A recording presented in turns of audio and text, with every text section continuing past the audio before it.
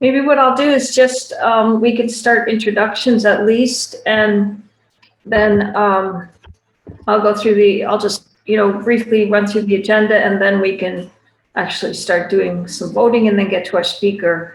So I'll start with me, and I guess I'll call on people as I see them on my screen, which keeps changing around, so. So I'm Deb Grantham. I'm a NAMI member, and I'm on the board of directors. I'm the president of the board. And I was on the board as a volunteer, and then I was on the board for about 9 years as a volunteer. And then I had to get off because we have term limits, and now I'm back on. So actually I was treasurer for a while. I forget what else I did. So anyway, I've been around NAMI Finger Lakes for quite a while. I'll pass it to Kathy and Chris, who are on the screen together.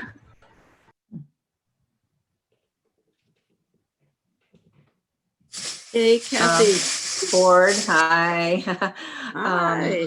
I got connected with NAMI when I made a phone call to a wonderful woman named Jean Poland, who helped my husband and I take the family to family class, and it helped us so much that we wanted to give back in various ways. So we do fundraising.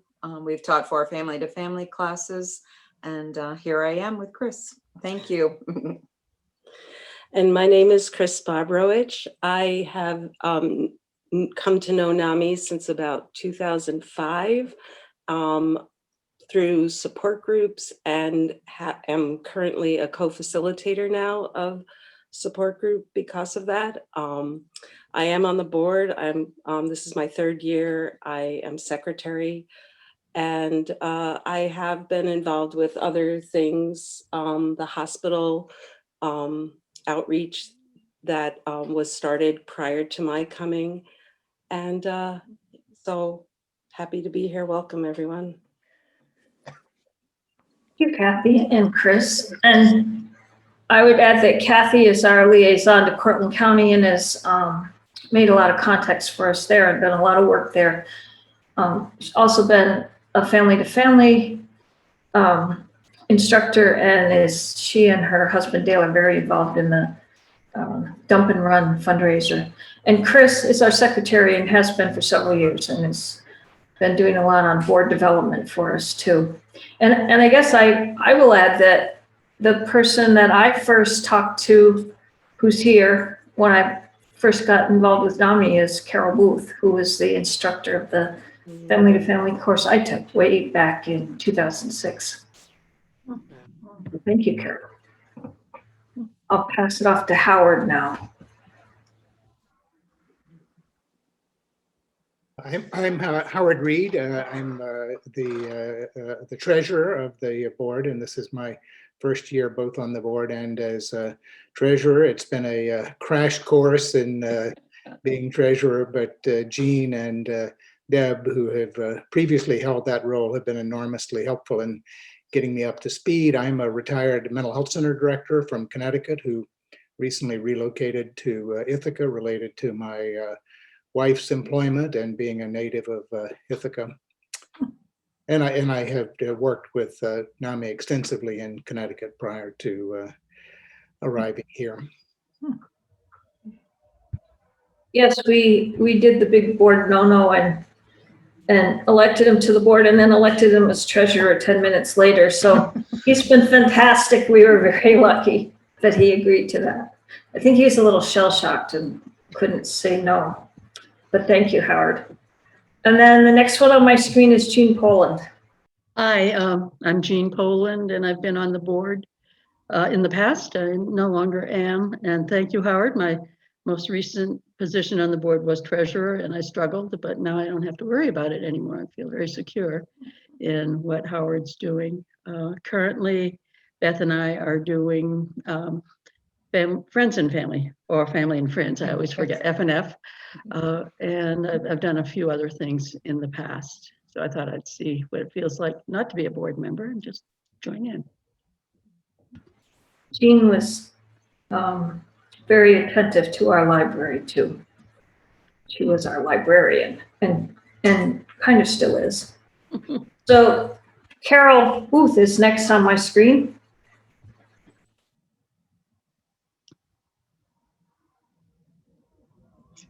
Can you hear me now? Yes. Yeah. Well, I'm just here to listen and meet the new board members. I've been a very, very long-term NAMI Finger Lakes member and a NAMI New York State board member also. I worked with Jean Walters for many, many years to keep her start of NAMI going. Worked in outreach in the schools, was on the Tompkins County Mental Health Board for 20 years. Got things started at the hospital. Kind of gotten I've been involved with the Family Forum, and now kind of stepping back from that a little bit, but still very interested. So I've been interested in all aspects of this for a long time. I probably will have to leave about 6 o'clock, but I just wanted to hear a little bit of this. Okay, thanks. Carol. I hope I say your name correctly, but Bob Chang. Yeah, you got it right. So I'm Bob Chang, and my wife Lisa and I, our introduction to NAMI, well, mine was through a support group with Chris and Beth about 2 years ago.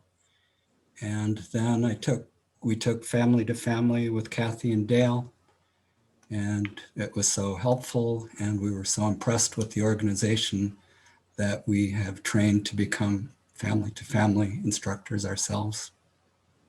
And thank you for that. We need instructors. And Beth, you're next on my screen. Oh, do you want me to wait until the executive director's report? No? Okay. I'm Beth Mickey. I'm the executive director.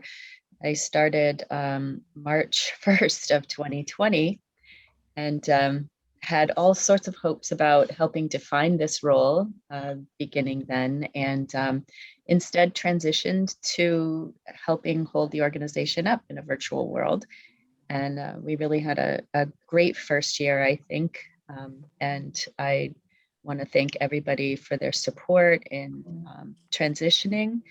And also Jean Poland, it has been a great mentor and wealth of knowledge for me in moving in this role. And Carol as well, Carol Booth. And I came to NAMI through a family to family class taught by Bridget Schaffner, our former president, and Andrea Staffeld. And it was such an emotional, difficult time, and I just never felt so enveloped in care and support as I did when I walked in that room with that class. So I really wanted to give back. And so I've been a support group facilitator with Chris and a family to family teacher, and have expanded the other trainings and classes that I'm able to offer since last year. So I'm grateful to be here with NAMI. And we're very happy you're here. Thank you. So we're going to hear a lot more about what Beth has done in the last year as the evening goes on. And Jay Sullivan is next on my screen. Yeah, hi, I'm Jay Sullivan. I came to support group about maybe 3 years ago now, 3 or 4 years ago, and recently, have increased my participation as a co-facilitator. Also, I did the dump and run with Kathy and Dale. I did a walk for fundraising. I seem to be gradually coming into more and more participatory role here. Thank you. Thank you. That's the way it works too. Yeah, right. I guess so. Sneak up on you. I learned that from Carol Booth. Joni, you're next on my screen. Okay, I'm Joni, and I first got introduced to NAMI during a critical period in which things were necessary to find something, and it was the last moment where Jean Poland and Abby Eller were teaching a group of 25 in one room, and they were marvelous. And that was in 2011. And I have been on the board for 9 years, which is 3 terms, which means I'm getting booted off. But I will be back at some point. But Liz, Alan, and I are currently teaching family to family, and we enjoy doing it. And we always learn so much from the other participants as well. So it's a facilitating endeavor that we truly enjoy being able to take part in. We are not therapists, but we have developed some wisdom, I think, over the years. And I recently, just a few weeks ago, took the training. It was a very long training for being a support group facilitator. So I can help while I'm not on the board in that way too. Thank you, Johnny. We can't give life sentences to the boards. Letter. And Liz is next on my screen. Hi, I'm Liz Allen, the other half of the Family to Family with Joni. So I got involved with NAMI because we were in crisis and I called the NAMI helpline. First answered by, well, I guess, Susie Larkin, and then I called back and it had transitioned to Bridget Schaefer, former president. And I am so grateful to so many people on this screen who helped me through a very difficult transition period where I became the person primarily involved with our family member. So that was 4 or 5 years ago. Now I have the NAMI phone this month. We share it, we take it a month at a time. From there, I took a family to family class, and actually Joni was leading that class. And now I am teaching, as she said, family to family. And I think this is our 4th time doing it together. First time doing it on Zoom, but it's going really well, and I'm really impressed with the ability to give this kind of curriculum over Zoom. I am vice president. I'm on the board.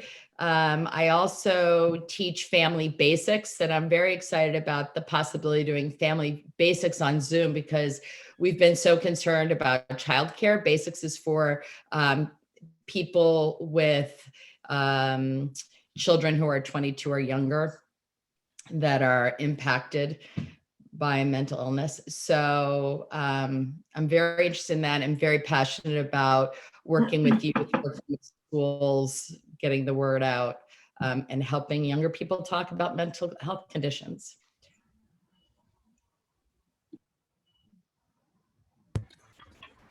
And being a great board member. Thank you, Liz. Rich, you're next on my screen.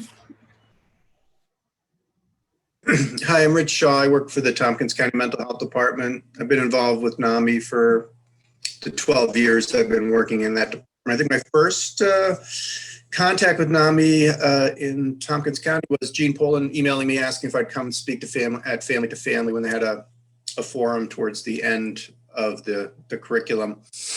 And then I met with Gene Walters, asked me to come over to, I think it was a support group meeting, to just talk to people about some of the things I do in the county. And it was at that meeting where family members said to me that it's hard getting information from the mental health department. And so I suggested they call me and I would give them information, and have been involved ever since doing that.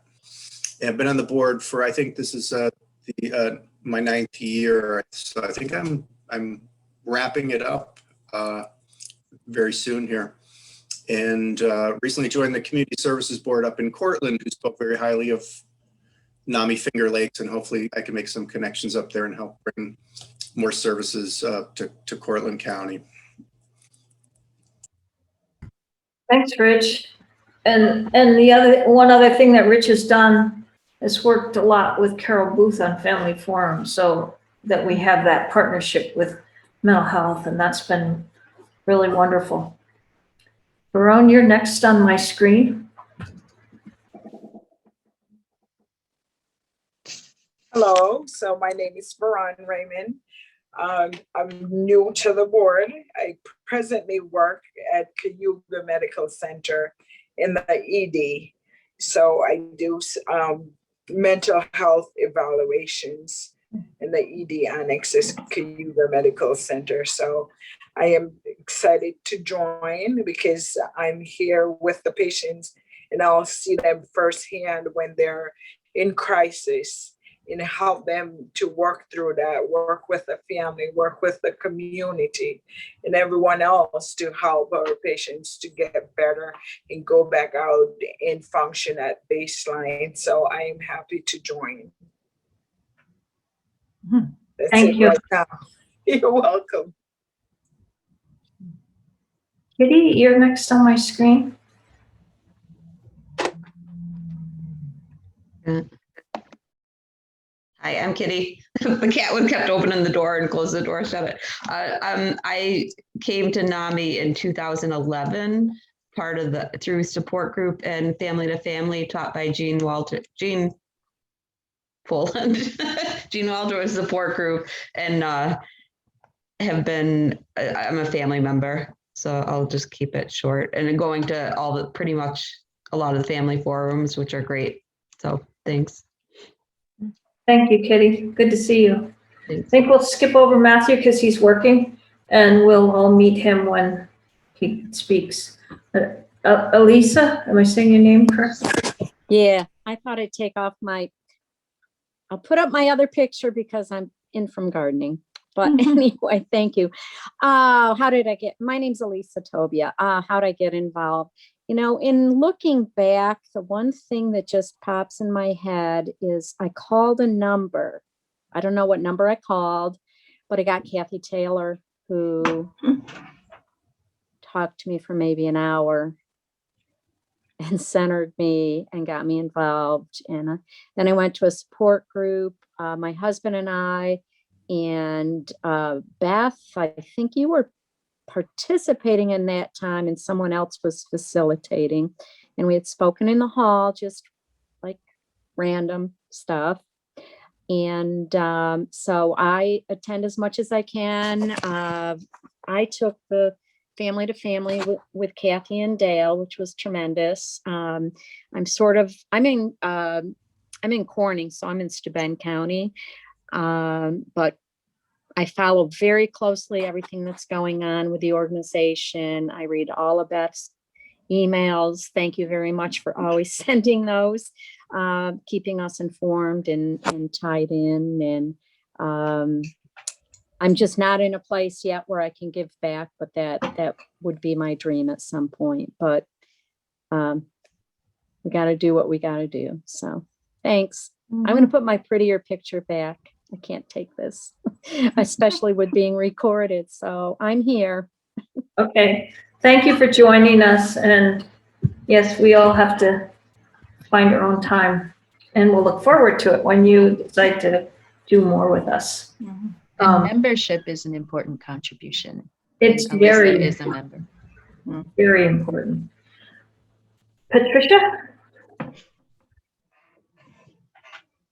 Hello, I'm Patricia Spino, and I've been a member of NAMI for quite a while, I think, a few years anyways, non-participating. I had an experience of my own with a couple of NAMI people who pulled me out of a pit that I was in. You know, people who had been in hospitals and were visiting a hospital I was in, and they really put things in perspective. What a great couple of people to do that. And I've always remembered that. And NAMI in Syracuse helped my brother out. We have mental illness in our family, and it's a large family. Not everybody's mentally ill in the family, but it's been a stigma. And as we all get older and get over it and past it and into it more, I thought, reach out, you know, get involved and do something. So here I am. Welcome. Do what I can, you know, and I'd like to know more about NAMI. I actually did a Facebook birthday thing and raised $200 for the national, you know, the big Nice. thing. But, you know, it would be fun to be involved, I think. I think I could do something at this point. And I like what I'm hearing. I love what I'm hearing, the different facets of the organization and the different outreaches. And I'd like to hear more, so just be quiet. Welcome, and I'm Thank you. happy to Thank meet you for you. inviting me. Yeah. Tess Fraser is next on my screen. Hi guys, sorry, I'm multitasking mom right now, getting 2 kids ready for lacrosse practice, so my apologies. But I am new to NAMI. I was just recently nominated to the board of directors. I have worked in human services my whole career. I've worked with a lot of people with dual diagnoses. We also have mental illness in my family. So this is something that I believe connects more of us than we realize, and something that we need to get people talking about and more involved in, and help sort of reduce the stigma that's attached to it. I'm also a development person in the nonprofit world. I'm currently the development director at Challenge, and I've worked in nonprofit development for about 15 years. So that's something that I have a lot of experience with, and look forward to helping those efforts within the organization. So I'm just looking forward to getting more involved. I've been here in Ithaca about 4 years. I'm originally from Buffalo, and I still sit on a board in Buffalo, as well as a national board surrounding colon cancer. So this is actually my first local board here in Ithaca. So I'm just really happy to get more involved here locally in our community. Thank you. We're very excited to have you. And Nisha, I think you're on the phone, Nisha. Hi, this is Nisha, Nisha Butler. So yes, I found out about NAMI through a friend of mine, and I went through the family and family with Bill and Kathy. Met a lot of great people. I'm the LOC board member that most people don't see or hear. So yes, I'm just here, still going through transitions with my son, and it's still been a struggle, and just dealing with it. So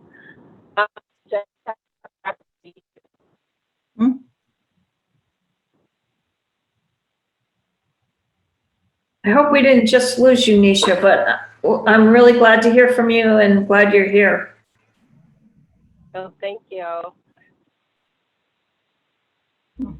So I want to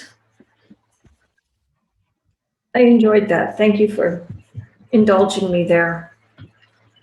I want to just run through the agenda really quickly, and I might move it around a little bit, but we have some business with the members. So what happens with a 501c3 board organization is that the board of directors are elected by the membership, and then the board elects its own officers at a later meeting, which will be later this evening. And so we have a ballot of nominations for you to vote on.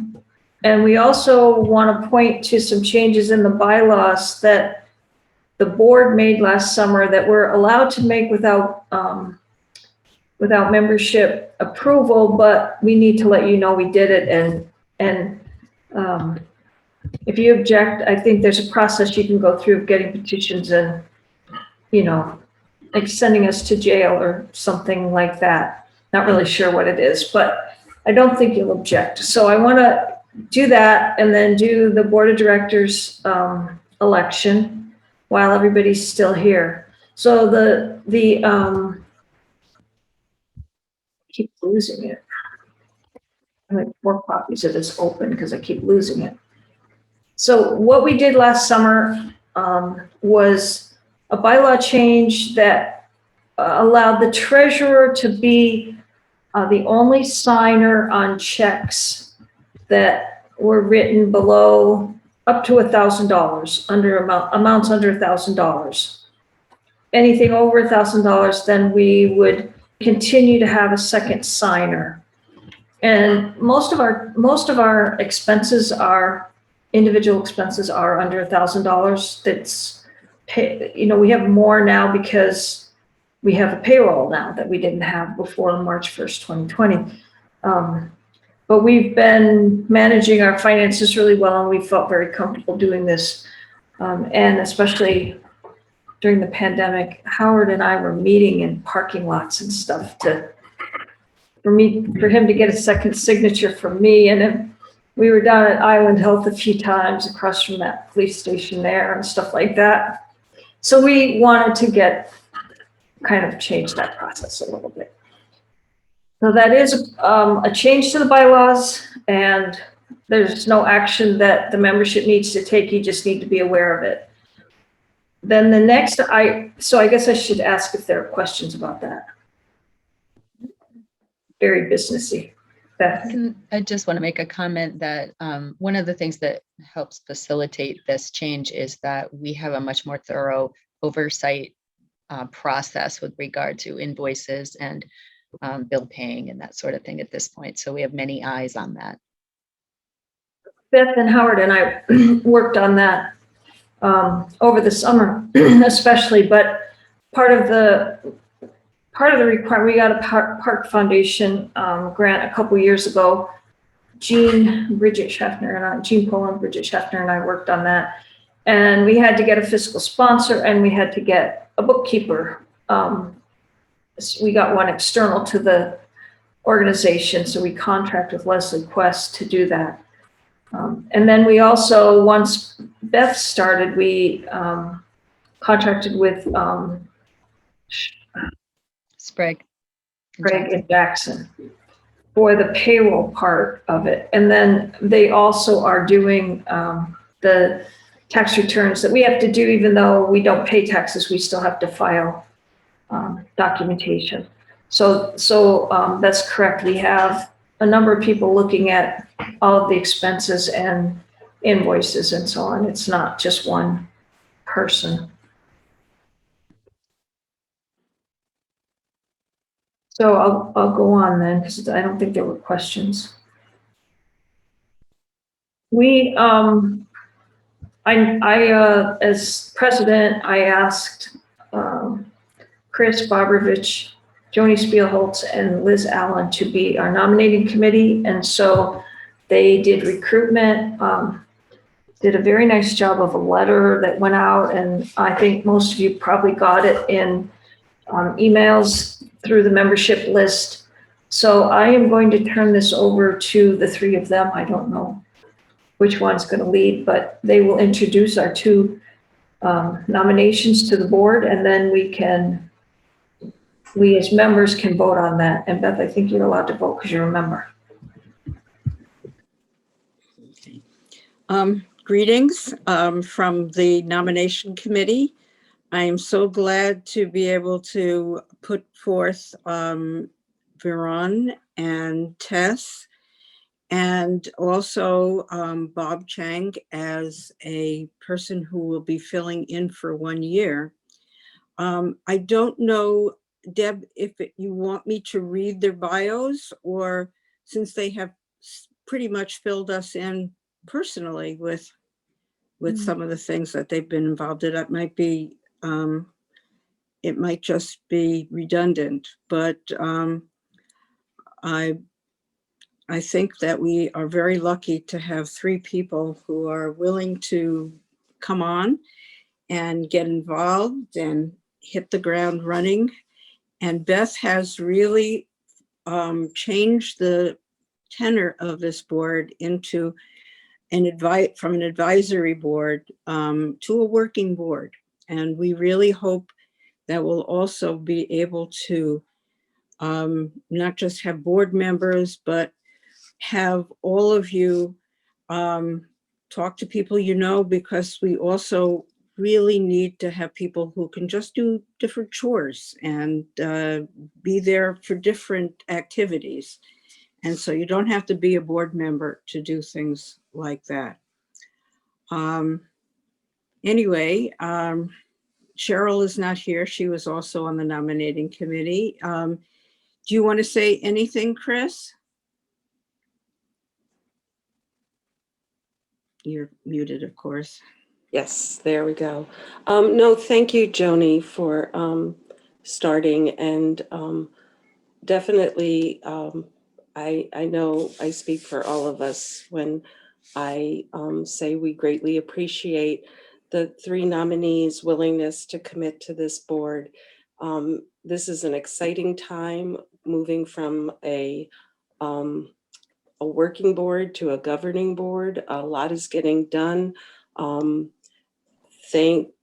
We're very grateful for being able to have our new executive director, and excited about how we'll be able to reach out even more than ever. So as you were saying, Joni, I don't know that we need to repeat the bios, but Deb, I'll ask you, Deb, if that would be a good thing. Well, they were sent out. I think it might be nice if, Bob, Tess, and Varam get a chance to say a few more words if you wish. Okay. All right. So let's see. Would someone like to start? I'll think just maybe we'll call on start with- Varan to start, Yes. just because you're on the top of the you're on the Sounds top great. of the list. Yeah. And she is she right on here? I don't see her all of a sudden, so she may have had to evaluate a patient. So we'll go on to Tess. If you could just say a little bit more about we know what you have given as a prime thing, which is we really need fundraising as well. And I want to say here, in case it is misinterpreted, nobody fills a slot on this board that is set in stone. And so just for everyone to know that Tess, although you have a lot of expertise in fundraising, you will not be alone. You will definitely have other people to call on, and you may not even be the head of a fundraising committee, but your expertise is very valuable to us. And Bob, you come from an engineering background, and engineers are very detail oriented, and we like that. We really do like those type of opportunities coming up with things on the board. You'll be hearing a lot of different proposals, and we look at our board to be able to make criticism and come up with new ideas. So here's Varone coming up. And I will wait. I am so sorry I got cut off.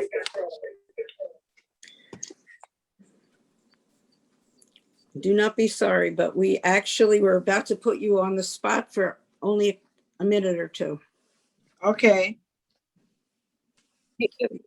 This is Deb. What we're offering, if you want to say, if any of the 3 of you want to say a few more words about being on the board, the reason you're interested in a board position, or maybe willing, it's a better word.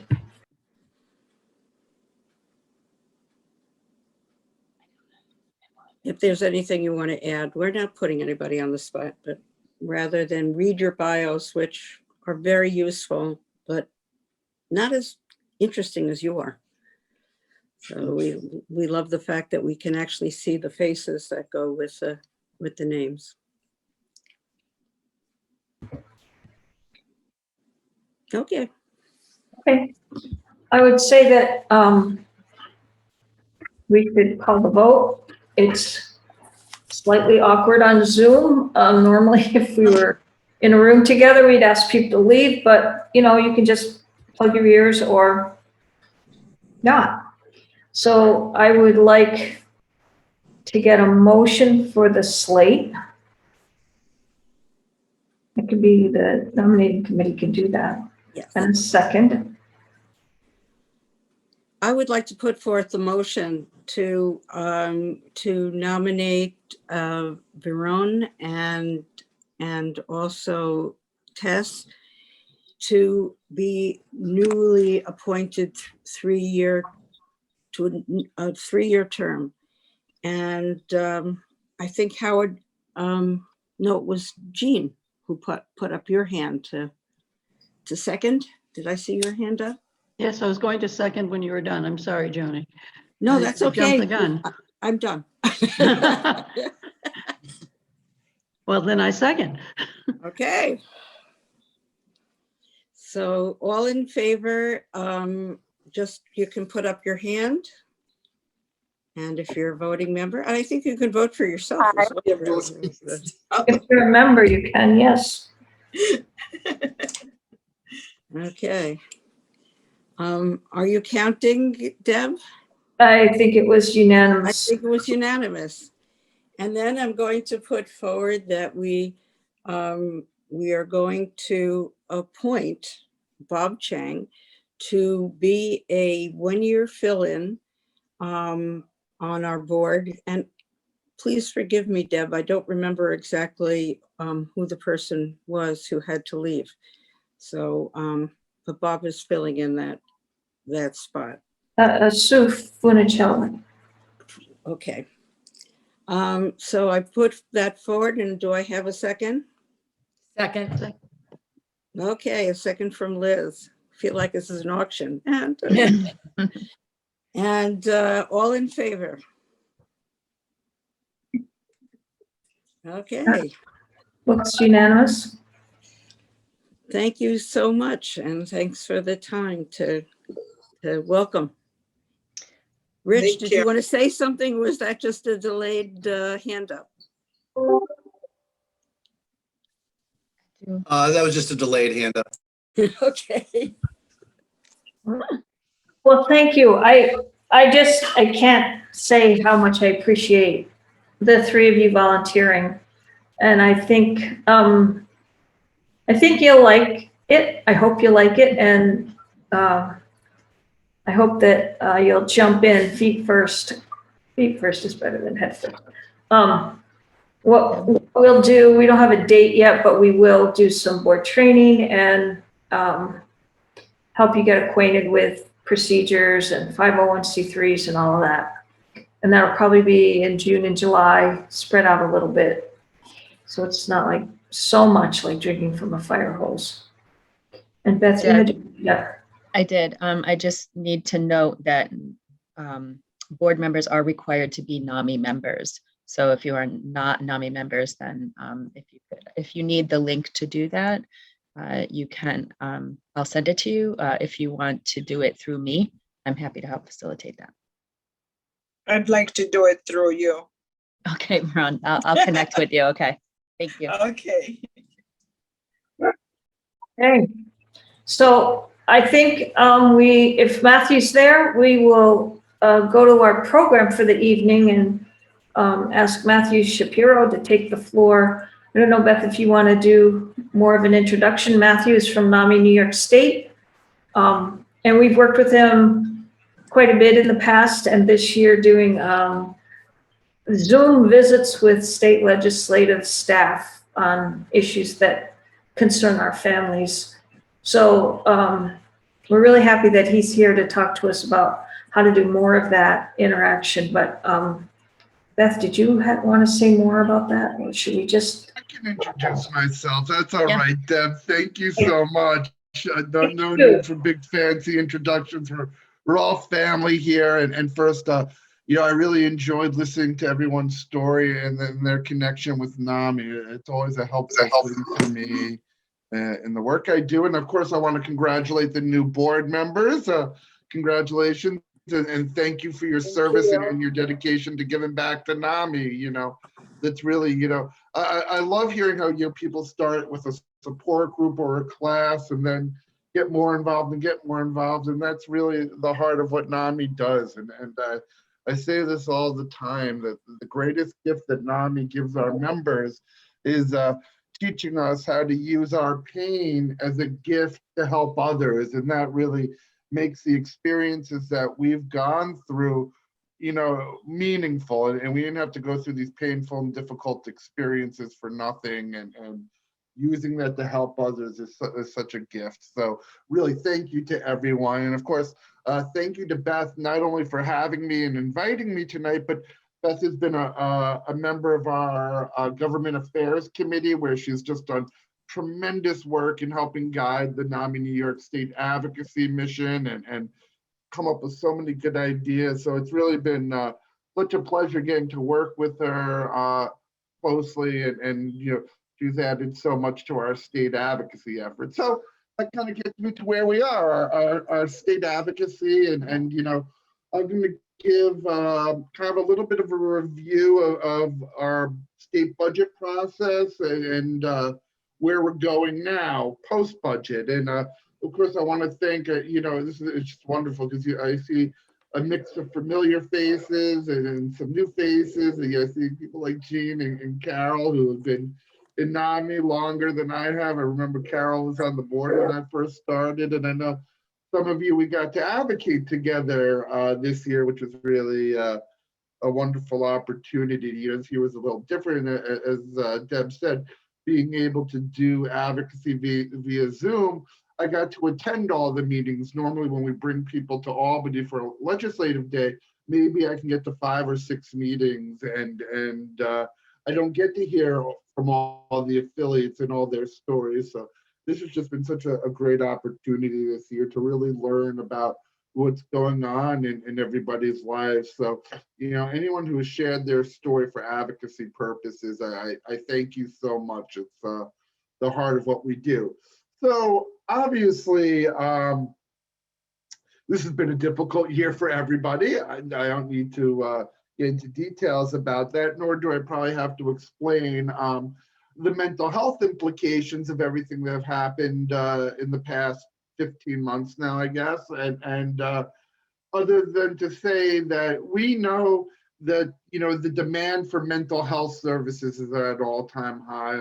I'm sure you're seeing it in the Finger Lakes area. We're certainly seeing it here in the Capital Region and hearing about from around the state. So, leading into this legislative session, most of our concerns were around budget issues and ensuring that we're able to meet this increased need of mental health, this increased demand for mental health services, by being able to provide the services to meet such a need, which was very challenging. And I'm sure I know someone said that they work for agencies and stuff. And so you know that, for most of the summer, beginning in July through about March, most community providers received a 20% withhold of their funding, their state funding, which basically, made it harder to deliver the services that were so necessary. So really going into this session, our main concern was restoring that funding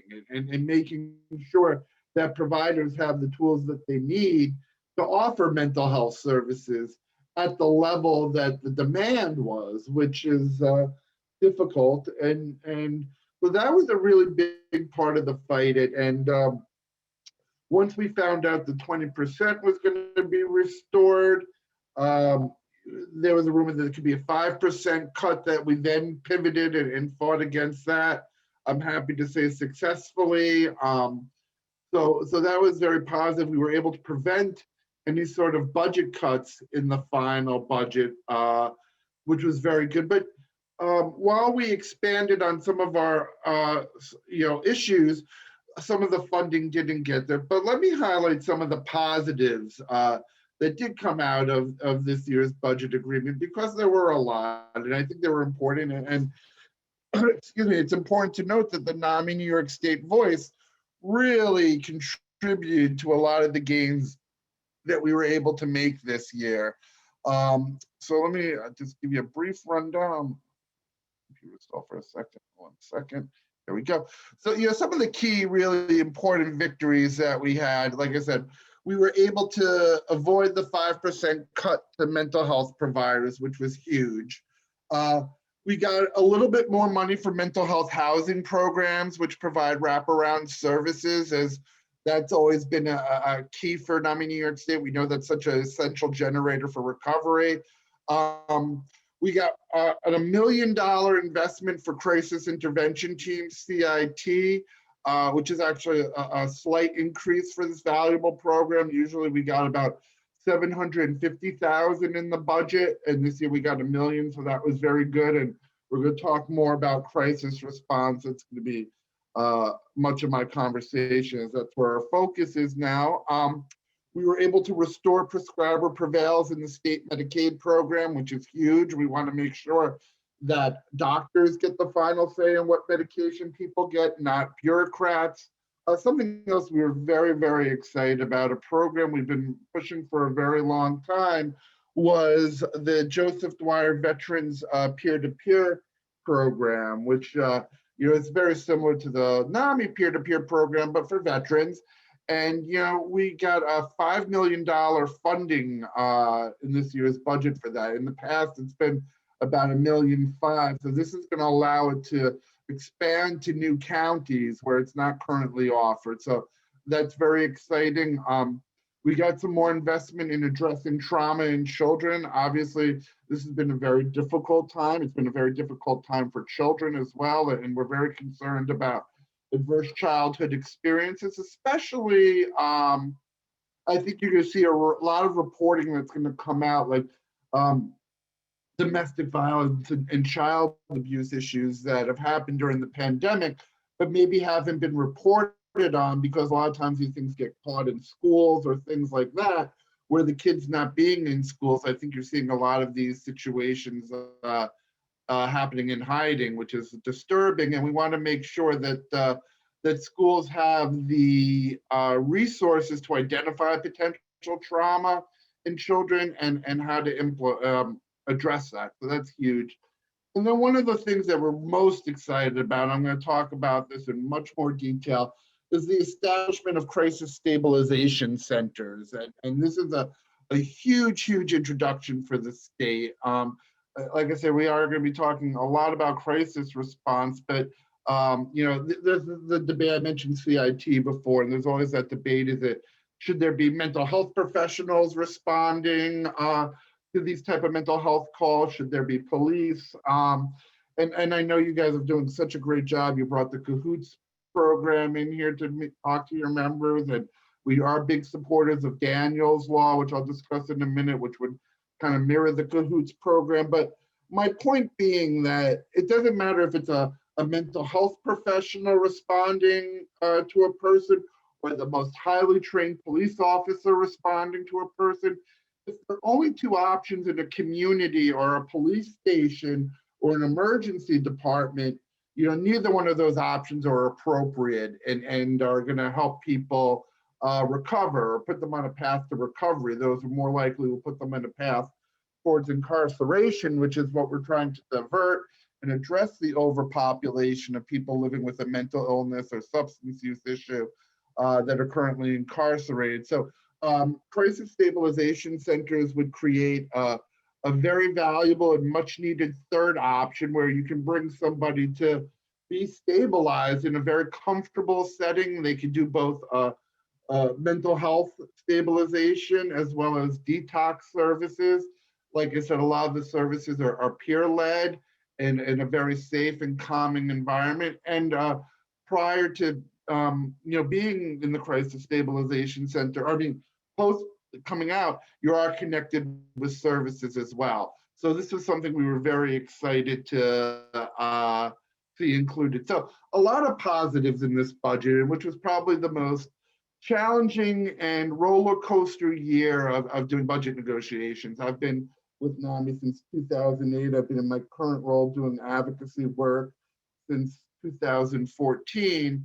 2013, really doing the advocacy stuff. And this has certainly been the most unusual for many reasons, of course, and we don't have to get into some of the politics that or scandals that have made this such an interesting year, but it really has been a real roller coaster year. And like I said, moving post-budget now that a lot of our advocacy from January up until the budget is decided in April is so budget focused. And I know many of you who did meetings with us, we're very budget focused. And now, we're kind of looking at some of the other issues. And like I said, NAMI's priority, we always really have a priority 1 and kind of 1A. I mean, 1, it's always going to be creating more access to mental health services. We know that there aren't enough services available and we need to continue to expand. Like I said, it's not enough to just have the same amount of budgets or getting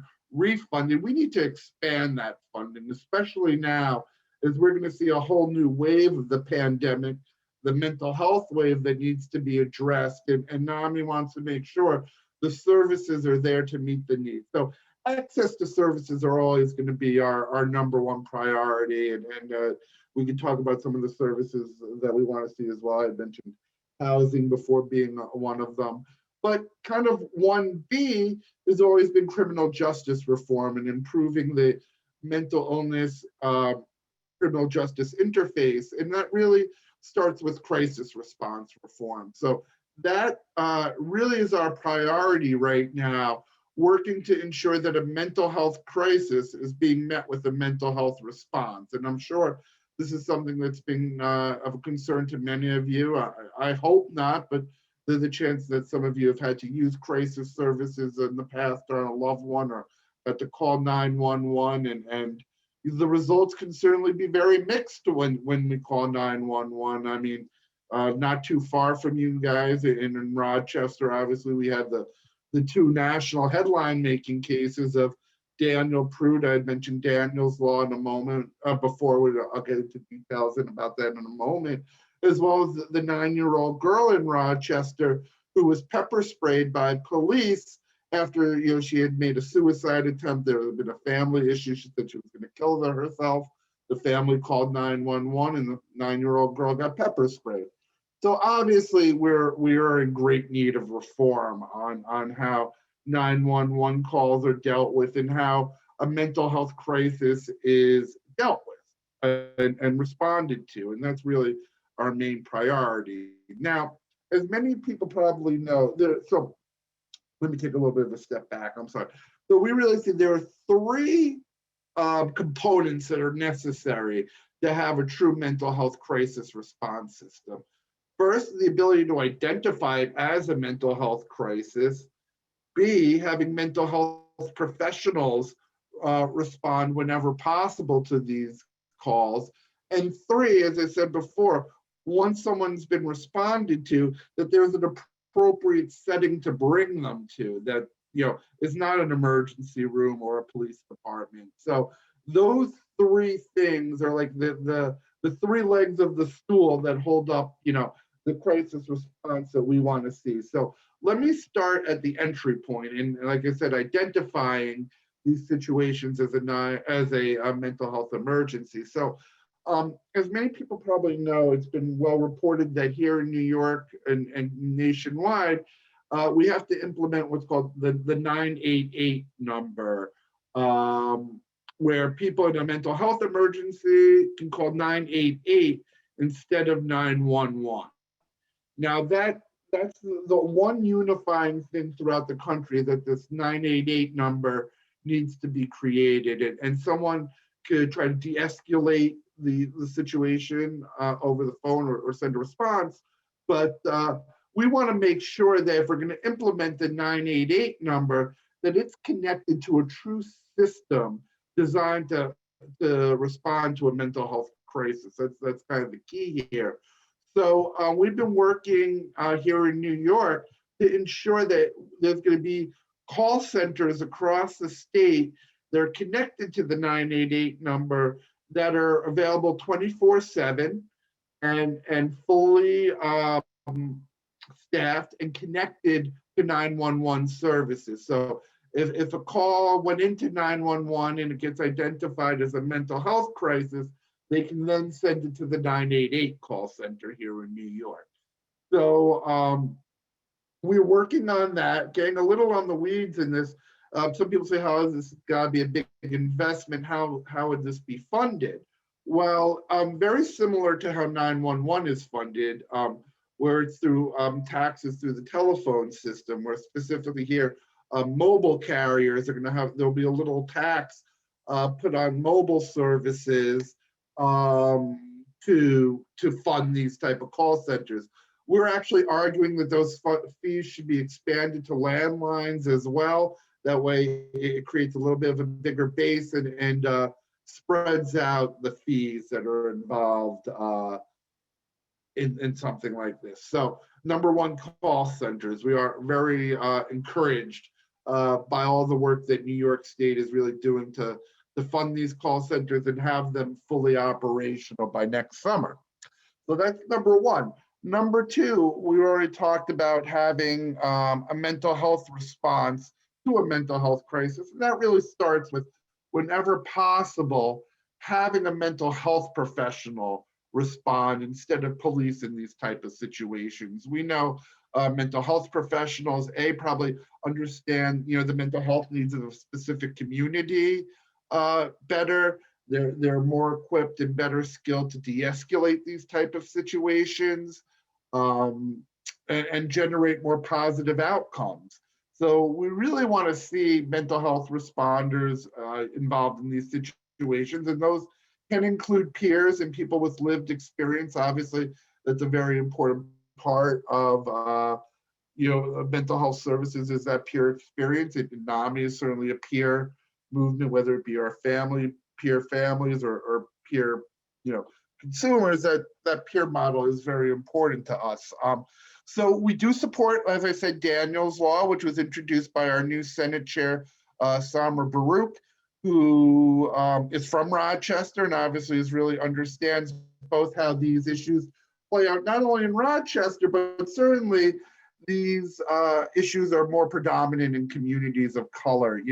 Tomorrow there's testimony on this that we'll be sending out for people to read tomorrow. But in researching, I was really surprised when I realized that 1 in 4 fatal police shootings have been of people with mental illness.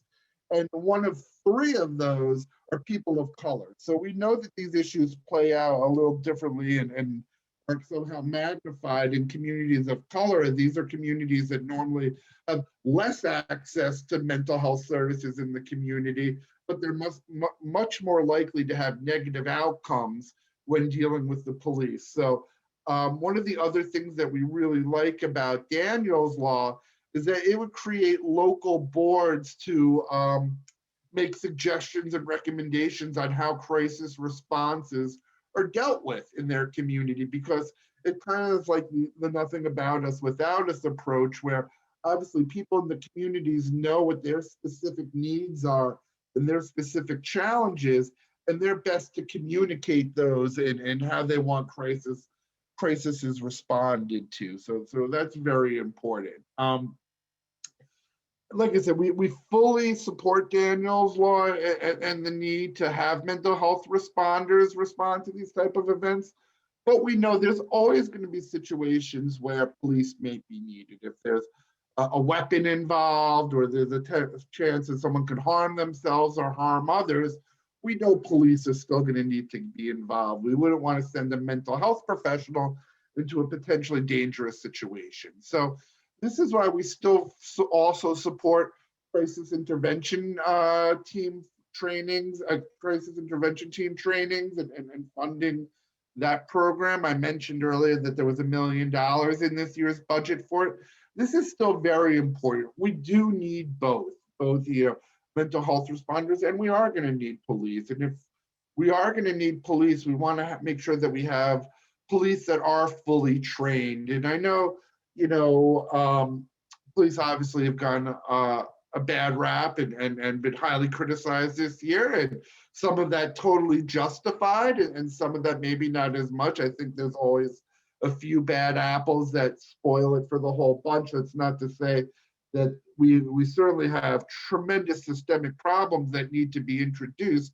But I would argue that the police could be part, and NAMI New York State would argue that police can be a part of this solution. I don't know how many people really are that familiar with CIT, but it's a 40-hour training. So think about that for 1 second. How many people are willing to take a week out of their lives to sit there for all week and learn about mental illness and what it's like to live with a mental illness and how to best communicate with people living with a mental illness? When you stop and look at it that way, that's a really powerful thing. And I can tell you, I've been very active in CIT, and I've met some of the most caring and dedicated people, the officers and first responders who are there for the right reasons, want to help, want to generate the best outcomes, and really do care. And it's amazing too.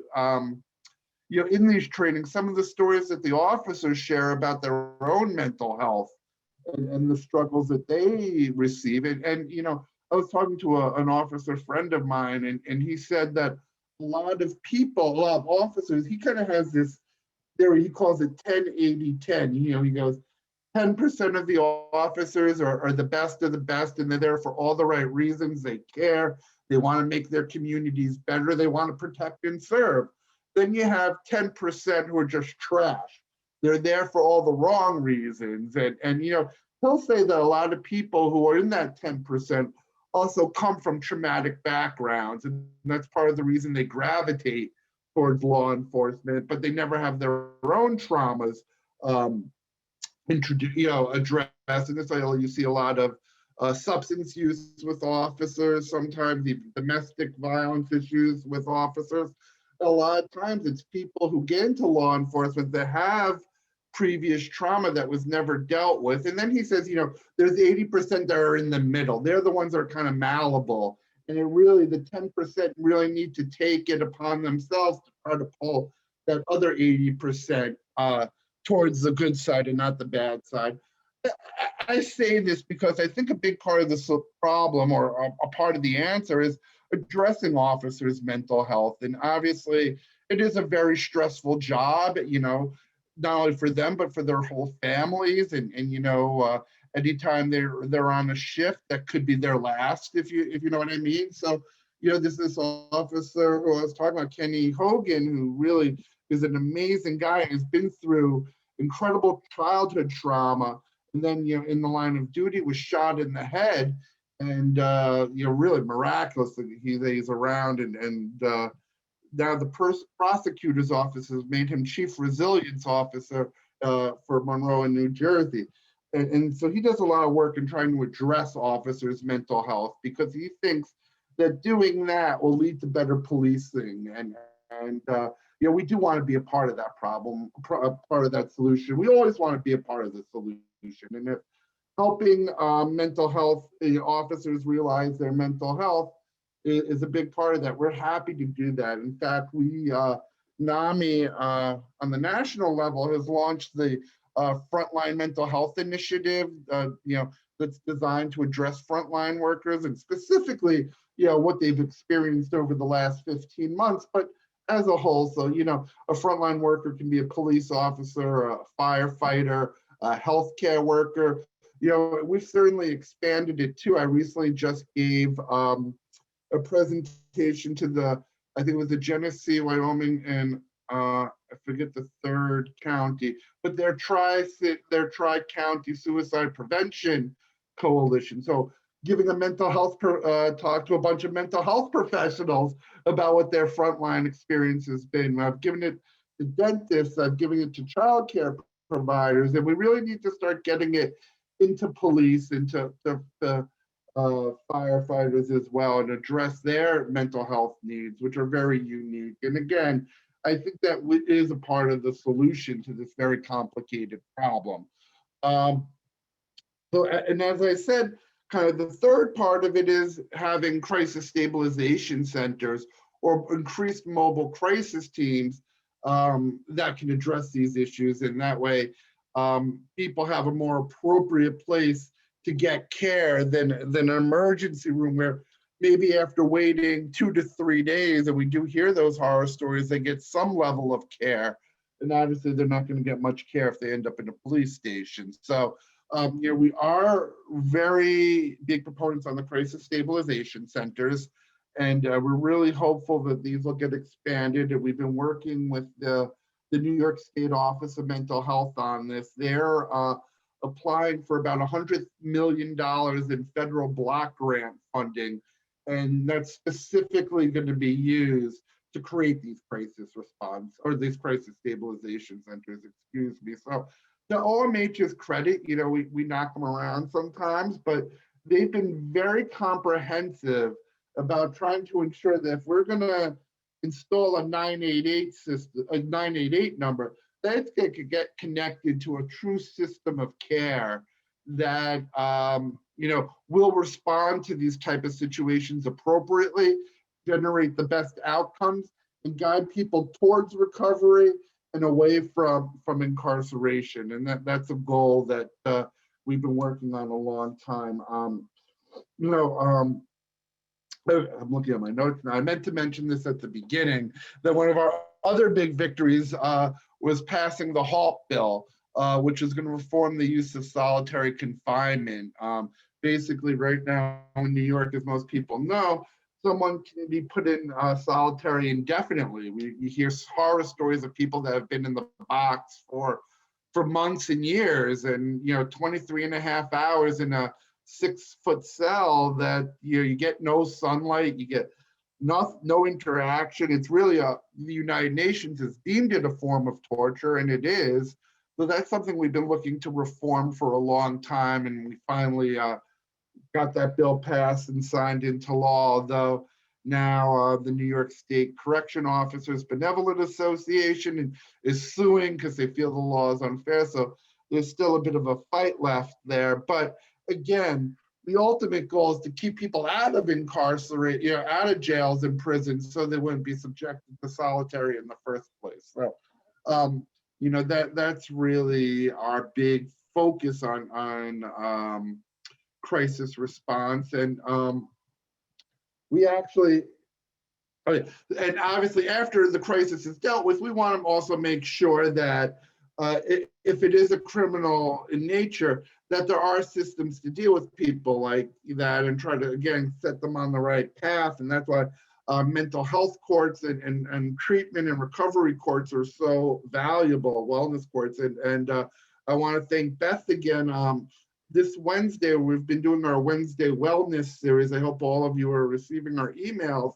And this one on this coming Wednesday is on crisis response. And Beth was really helpful, and she got us Judge Peacock, Judge Miller, and DA Van Houten to talk about the Wellness and Recovery Court here in Ithaca and how the city of Ithaca and Tompkins County has kind of come together and partnered and collaborated on this court.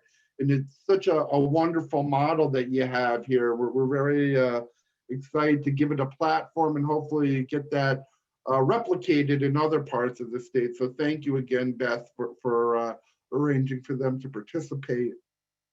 Excuse me 1 second. I'm sorry, I've been talking all day. My allergies are bothering me. But unfortunately, the Wellness Wednesday, on this Wednesday, we've reached capacity, which I think really demonstrates how much interest there is in this topic. But we will be recording it, of course, and we will get that out to everyone where you can access it. We have Senator Baruch is speaking. We have Kenny Hogan, who I mentioned before, from the police. We have, we're going to be highlighting some of the things we're doing here in Albany County, and really excited to look at this issue from all angles. So that's really our crisis response and our criminal justice work right now. Some of the other things, one of the other major things, I want to be conscious of your time. I know we're running a little late and I want to save time for questions. So maybe I'm just going to mention one other thing that we've been working on that you might have heard us discuss in the past. And that's a bill that we're working to introduce again called Nicole's Law. And this is the first time NAMI New York State is actually written the bill and had it introduced into the legislature. It was introduced in the 2019 session by our then Senate Chair of Mental Health Chair, David Carlucci. And we're going to be working with Senator Baruch and her staff as this session ends to get it reintroduced so we can start advocating it for it in the second half of the session. Obviously, this has been a real learning process for her. Can you imagine being a newly elected legislator who came into a very unusual legislative session on many different levels? And so she's still, and her staff getting up to speed, but we've really developed a great relationship with them and look forward to working on developing the bill with them. So what is Nicole's Law? Nicole's Law is designed to help prevent suicide by really reforming hospital practices and the way people have had multiple, what we're calling self-inflicted life-threatening injuries. So this could be a straight, obvious suicide attempt. It could be a drug overdose. It could be an incident of self-harm. We include all three because as someone presents in a hospital, it might be difficult to identify what the real issue is here. You know, and given a little of my personal story, my mom has borderline personality disorder. And about 9 years ago, she was, she always sometimes would have a tough time around holidays. And this is right after one of the Jewish holidays where she overdosed on her medication. Was it a suicide attempt? Possibly. She says the medicine wasn't working and that's why she took the whole bottle, but there were some other issues going on. So again, it can be hard to identify these situations sometimes, but what's important is that someone who's had multiple incidents like this needs a type of specialized care. So what Nicole's Law would do is try to go back and get, once we've been able to identify that someone's been admitted again for a self-inflicted life-threatening injury, we try to go back and find what type of treatment they got in the past that didn't work. So we don't repeat something that's already failed them. I think that's a huge key.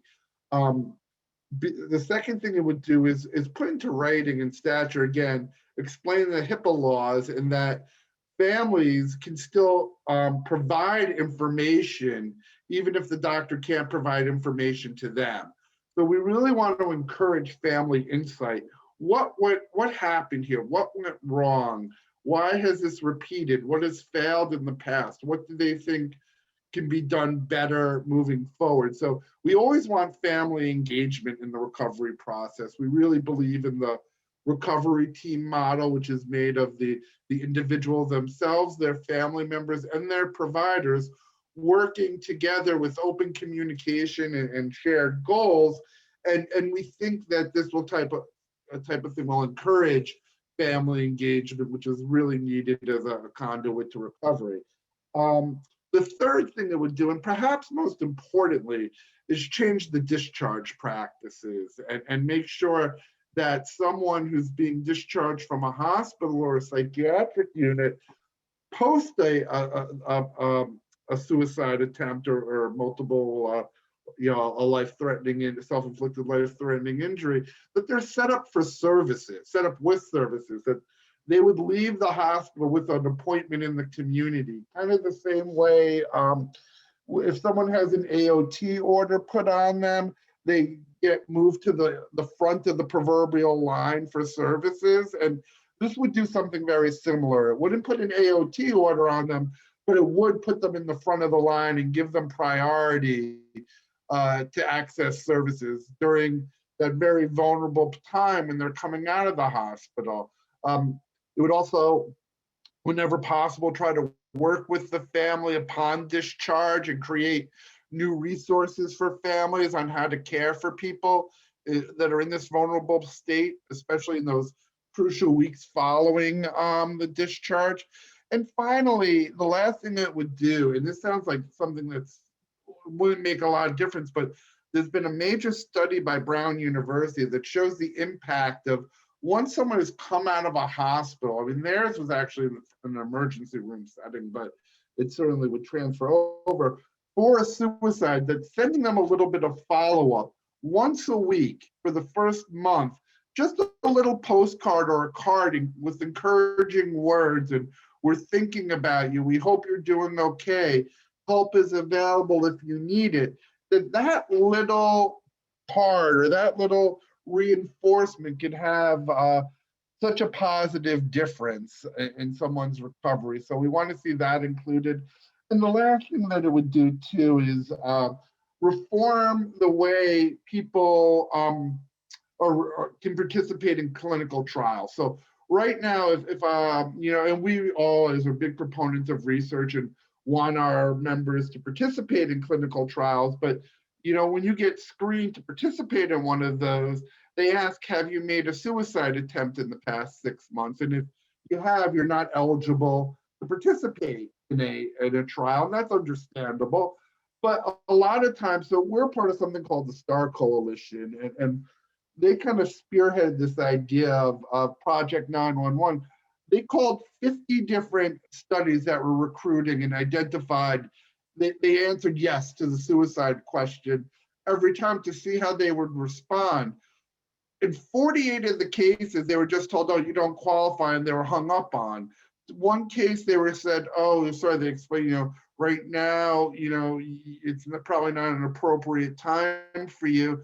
You know, once you're past 6 months, call back and hopefully we can get you in. So that was a little bit of encouragement. And what they want to do is, what we want to do, or what's written into the law, that any clinical trial that's receiving funding from our two psychiatric institutes, the New York Psychiatric Institute and the Nathan Klein Institute, that if someone is disqualified because of that suicide attempt within the 6 months, that they're not just dismissed, that they're given some resources, and you know, that they're told, make sure that you know that they connect, let them know either their local MHA or NAMI or what's available in their area in case they need help. So they're not just hung up on, that they're given a little bit of a support and encouragement, and let them know that help is available, and you know, you keep doing well, that you can participate down the line. So we think that's a very positive and over needed position as well. So I'm gonna stop. I could talk about some other legislations. I see it's almost 6:30. Do people have questions about anything I've talked about, or just kind of want to discuss this? You know, in Zoom, it's a little hard sometimes to do questions, but I'm happy to answer anything anybody has. So I guess then we just open it up. Yeah. Hi, this is Nisha. Hi, Nisha. I want to say thank you so much for bringing this up. This has been my life for the last year, and I am so happy that I personally didn't want to talk about all the things that was happening, but things that you talked about does happen in small towns like Ithaca, with not having proper police, not having proper training, being denied services, instead of having a healthcare provider showing up at your home, there are three police officers instead. So I'm so happy that you brought that up, and it's definitely something that we need to continue to talk about, my Ithaca family. So yes, I just want to thank you again. Well, thank you for sharing, Nisha. I'm so sorry to hear about your experience of the past year, but it does show, we know this is necessary and it needs to be addressed. And you know, I will tell you, on the positive note, I think we've made more progress on this issue in the past 4 months than we have in the 11 years I've been at NAMI, and that's not lip service. That is true. And like I said, I mentioned this in the beginning. You know, the Office of Mental Health is taking this very seriously and is doing everything they can to really, like I said, connect 988 with a system of care. And one of the things they're doing is created a coalition of advocates to advise them on how these call centers should work and how 988 should work. And there's 4 different subgroups in there, and NAMI has representation on 3 of the 4. So we're working on the subgroups on how these are going to be implemented regionally and making sure that these are accessible across the state. The other subgroup is making sure that 911 and 988 interact correctly. And then the one that I'm serving on is marketing and educating the public and letting people know to call 988 in a mental health crisis. So we are very active in shaping this and what this system is going to look like. So NAMI is certainly at the table here, and like I said, credit goes to OMH truly for making this such a priority and putting their money where their mouth is, to the tune of, like I say, $100 million in just the stabilization centers alone. So very, very encouraging. So situations like yours, Nisha, in small towns, big towns, doesn't matter where, will have better outcomes.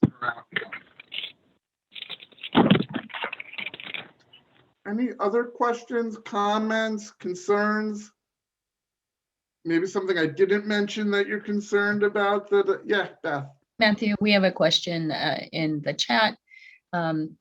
Would New York consider what California has, which requires those making decisions about involuntary treatment to consider historical information provided by family? That's a great question. To be honest, I'm not familiar with the California statute, so it's a little hard to comment on that.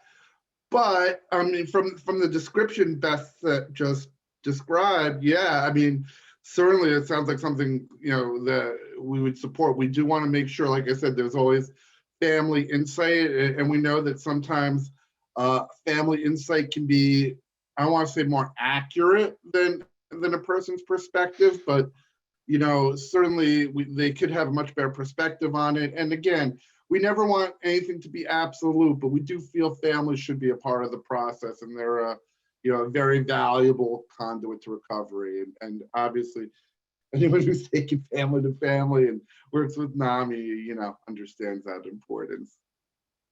Just for your information, that is referred to as AB 1424, if you wanted more information about that. One more time, AB 1424. 1424.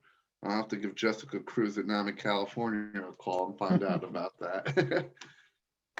Hi, I'm with you, Beth, on that. I really think when someone is afflicted with mental illness, it impacts the family. I mean, the whole family. My oldest brother was mentally ill, and he had his first psychotic break when he was about 19. And it was devastating to my parents, and it was devastating to everybody in the family. And unfortunately, well, my parents found the best hospital available in the 60s, right? And the doctor proceeded to say, well, your whole family, all your children are going to be this way. You know, we've come a long way since then in mental health and in society. But I don't know, you know, if just the individual is treated, it's a family, a lot of times it's a family disease, it really is. And it becomes a very hopeless memory for the survivors of the affliction. Well, I totally agree with you, Patricia. And, you know, that's certainly the case in my family. I mean, we're certainly a NAMI family through and through. You know, I mentioned my mom having borderline personality disorder, but, you know, I was diagnosed at 3.5 years old with ADHD when I was expelled from preschool. And I say all the time, I learned everything I know about advocacy from watching my mom advocate for me and advocating with schools and social workers and making sure that I got the services and the supports that I needed to succeed. And you know, in some ways, I think her mental illness in that way benefited me, because she was so, she wouldn't take no for an answer. You know, she was so focused on that. And, you know, she really had her first break when I was 17 years old. she had a complete nervous breakdown, which led to her first diagnosis. So, our story is very unique because now my younger brother, who's also struggled with mental health issues, and I are her advocate as well. So it is cyclical, and I think it does run in families, and that's why it's important that we care for each other and that we educate the whole family, Yeah. which is, again, why NAMI is so important. Yeah, NAMI, the two people that visited me, made it very clear to me that this didn't have to happen again. It was a sorry. first for me. They said, this doesn't have to happen again, and it made sense to me, and it still does, coming from people who'd been through it themselves and overcome it, in a lot of ways. So I think NAMI's doing a great job there. And it was something that I could convey to family members when I finally got around to being back on track with them. This doesn't have to happen again. Because it is going down in our family, the next generation and the generation afterwards. And Sorry to hear that. no, not as severe as it was with my poor brother, back then it was a terrible stigma, to have a psychiatric condition. And it was just, he was a star pupil and an athlete and everything else. And he just couldn't get with it, back on track. And it is kind of like, it's been a struggle for everybody in one way or another, and I'm sure that I my brothers actually and sisters last that year have towards children the looked end. down and said, oh, I hope they don't get mentally ill, which can cause a problem too. I totally feel for you. In 2019, I lost I mentioned my younger brother, but I had an older half brother who sounds unfortunately a lot like your brother, just was always a smart and funny guy, but had a lot of demons that never got addressed. And we lost him in 2019. So I certainly understand, how that impacts your family. I'm so sorry to hear about your story. I think we Matthew. did pretty well. But I think if we had accessed community resources like NAMI, it would have even been better, and I think it's helping us a lot with my other brother who is really struggling. So it is helping me, and my family is aware that NAMI can be helpful, if needed by them. So that's Thank good. you, Patricia. Matthew, I have a couple of questions from the chat. One is, will mobile crisis teams and crisis intervention centers work together? And then also, previously before the meeting, board members had mentioned an interest in hearing about the initiatives to bring mental health education into schools. Oh, okay, sure. Let me take the first question first.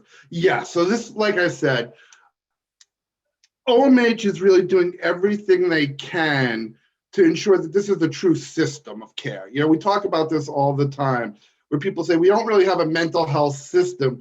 We have a bunch of disjointed little systems that maybe are connected and maybe they're not. And that's obviously a big part of the problem that we're in. And again, to their credit, they don't want to do that here. I think we have a very unique opportunity. And yes, the mobile crisis services, whether they're app teams or mobile crisis units, will be connected with the crisis stabilization centers. And one of the concerns that people had, that some advocates have, are making sure that children are also dealt with appropriately within this new system, that they're not, children aren't, I think a mistake people make is that children aren't actually little adults. They're children that have unique needs and unique challenges. And removing a child from the house and even bringing it to a safer space like a crisis stabilization center may still be a very traumatic experience. So one of the things that we do want to see, and we're working with Donna Bradbury, who's the Deputy Commissioner of OMH on children's issues,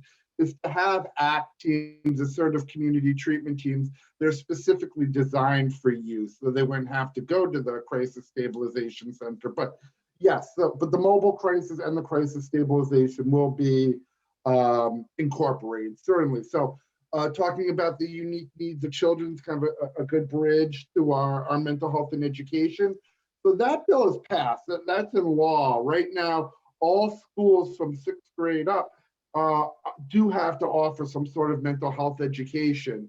What that can be is kind of for them to pick and choose. That was one of the ways that the bill got watered down a little bit. We really, throughout the whole advocacy process, had very specific set of recommendations that we got a lot of pushback from the teachers of the teachers union. You know, their argument, and somewhat legit, is that you know, we don't want a top-down approach to be told what to teach. You know, as teachers, we're always being told, whether it's English that you need to teach, include this book in your curriculum or that book, or if you're a history teacher, you need to focus on this and not that. It should be up to local school districts to decide on what we teach, which that's a legitimate argument. So, you know, we really had to kind of back off and say, listen, we're not going to tell you how to teach it, just that you do have to teach it. And, you know, there is a resource center for schools on how to incorporate. It has a bunch of different ideas. NAMI Ending the Silence is one of them. If you have young people that you work with, or obviously now in our new virtual world, if the schools in Ithaca or Tompkins County are interested in having an Ending the Silence presentation, and NAMI Finger Lakes doesn't have someone trained, I don't know if you do or you don't mean to assume, but we can certainly connect somebody and you know, do a virtual presentation, because it is so important. And so there is, and I can get Beth the information for the Mental Health Education Resource Center, which is run through the Mental Health Association. So any school can go there, and it's a real clearinghouse of what programs they can incorporate into their lesson plans. So hope that answers the question. Thank you, Matthew. That Oh, covers of it. course. Any other questions or concerns, or again, if there's an issue that I didn't mention that people are concerned about, you know, let me know. And, you know, I'm gonna just one other one on kids that we're working on right now, and this is kind of an interesting one, is right now, sleepaway camps, or really any type of camp, but specifically sleepaway camps, are banned from hiring mental health professionals on staff, which doesn't really make sense. It's a scope of practice. It's, yeah, very complicated. But there is a bill in the Assembly and the Senate that would not mandate them hiring mental health professionals, but simply allow them to do so if they want to. So that's another way we're working on kids issues. And like I said, we really fought also to have increased ACEs awareness and recognition, ACEs, adverse childhood experience recognition, and in schools, and giving more resources, because that's going to be really important, especially as kids start going back to school. I just want to make a comment, Matthew, that as much as we look at the deficiencies of any system, New York State is so far ahead of some of our neighboring states. My older son has one child who's on the autism spectrum, a second child who really has not been diagnosed properly, but could not behave in school and had very aggressive behavior and was made to leave school. Luckily, COVID has been a very good thing for him right now, and I think he's getting his act together. But the point that I'm trying to make is the same thing is happening with somebody we know in New Jersey who can't get any help whatsoever. And New York State really made a tremendous effort to support. The child's name is John. And Jonathan was able to really get advocates in the school, and advocates from, was an 8-year-old kid then, now a 9-year-old kid, that would not have happened had he not been a New York State resident. Joni, I'm so glad you said that, because I do like to mention that, and advocates hate when I mention that. And as an advocate, I kind of hate to mention it, but we are really ahead of the curve. And I talk to some of my colleagues in other states, and I complain about our problems and they laugh at me, but I really look at it. This is kind of my advocacy 101. I always think one of my favorite movies is and book is Shawshank Redemption. And my favorite part in the Shawshank Redemption, everybody's favorite is the end, you know, that's such a great ending. But my favorite scene is he's in jail, he's doing the library, he's kind of curating the library, and he's been writing the state legislature for funding, and they get this huge shipment of books. And one of the other prisoners says to Andy, so are you going to stop writing the letters now? And he goes, no, now I'm going to start writing too. And I think that's just, you know, we got to be happy with what we have, but never be satisfied with it. So yes, you're 100% right. We are really ahead of the curve, you know, especially compared to most states. But, you know, for somebody who's struggling and someone, you know, like Nisha or Patricia, who just told their stories, you know, the fact that we're ahead of the curve still isn't doing them any good. So we still have a long way to go. I would just like to also piggyback on that, Joni. That's a great point. And I'm connected to a lot of parents in other states. It is unbelievable the number of children that are being diagnosed with bipolar right now. And also in states where children can refuse services at as low an age as 14, or not be, you know, not be under their parents' authority for mental health care at that young of an age. And we often talk about the struggle or challenge of parents once that 18th birthday comes along. And if that trust relationship has not come easily, that's a real challenge, just that, you know, for parents once that transition takes place. I cannot imagine it taking place at 14. So it's really kind of so yes, we are pretty lucky that we do have some pretty strong protections in place here, but there's always room for more. And Beth, it's so interesting you said that too, because yeah, I mentioned the ACEs before with school, and you know, obviously ADHD is something. Listen, I was diagnosed with it with 3.5. I know I have it, but that, you know, it's still something I think is overdiagnosed, and this is part of the reason too we're trying to work to make schools more trauma informed, and especially of social economic trauma. You know, you could have a kid in class who appears like they're not paying attention, but they have real concerns. They're concerned, are they going to be able to eat when they get home? Are they going to encounter violence on the way home? Are they going to encounter violence in the home? And you know, again, a lot of these kids, the easy answer is, oh, they can't pay attention. You know, they give them give them Ritalin or whatever it is for ADHD without asking the right questions and seeing what's really going on. And that's why, you know, we really fought for that ACEs and that trauma-informed care for schools, because it's so important.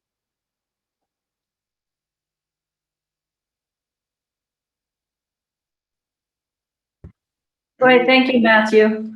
Oh, well, thank you so much, Deb, and thank you, Beth, for inviting me, and again, for all that you're doing. Again, I just, not because she's sitting here, but because it's true that you have a tremendous advocate in Beth, and I'll tell you, she's advocated to me about some ideas that maybe, and has helped me look at things in a different way. So again, you guys are so lucky to have her leading your affiliate, and we are so lucky to have her on our government affairs committee. And it's really, you know, key. She's making sure that the concerns for communities like yours are totally incorporated in what we're trying to do. So, you know, again, thank you for your time, everyone. I'll put my email in the chat box too, in case people want to get a hold of me. I'm always pretty accessible. And like I said, tomorrow we'll be putting out our criminal justice, our crisis response testimony. And then you can also see, we'll have the link to our Wellness Wednesday coming out on Thursday as well.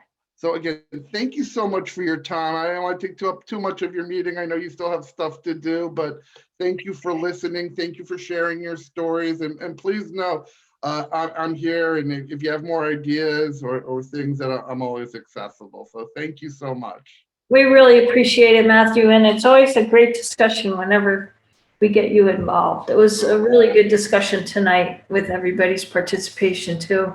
And it's part of our work. All this, the discussion is part of our work. We advance our thinking and we learn and share ideas. So I really appreciate it, and I think everyone else does. So thank you very much. Oh, of course, next year, hopefully I can actually come to Ithaca and we can have this discussion in person. I'd really love that. So hopefully you like me, you'll invite me back and I can come out in person and talk to everybody. But thank you for what you do every day. Again, congratulations to all the new board members. Thank you for what you're doing, and hope to see everyone soon. Thank you, Matthew. Thank It's a you. delight working with you. Oh, thank you, Beth. Thank you. Thank you. You're welcome. Bye-bye.